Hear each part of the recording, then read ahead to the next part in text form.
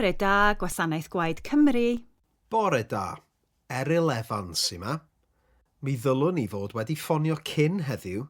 Peidiwch â phoeni, da chi'n ffonio rwan. Mi welais i eich hysbyseb chi ar S4C, neithiwr. Da iawn. Felly, sut fedra i'ch helpu chi? Wel, pan o'n i'n fengach, ro'n i'n rhoi gwaed 2 neu 2 gwaith y flwyddyn.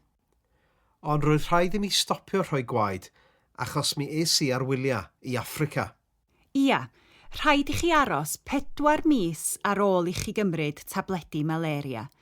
Pryd eithoch chi i Affrica? 2015. Wel, mae'n iawn i chi roi gwaed felly wrth gwrs.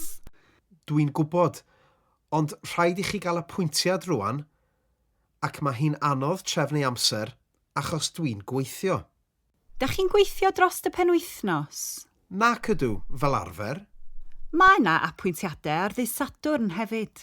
O, mae diffyg amser dros y penwythnos yn y broblem hefyd. Wel, os ewch chi ar wefan Gwasanaeth Gwaed Cymru, da chi'n medru trefnu apwyntiad.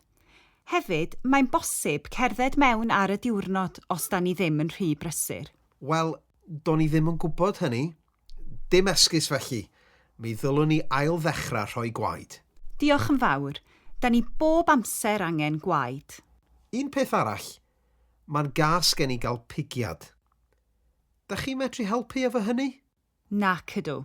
Rhaid i chi anadlu'n ddofn am eiliad ac mi fyddwch chi'n hollol iawn. O'r gorau, wna i. Hwyl, a diolch am eich help chi. Hwyl!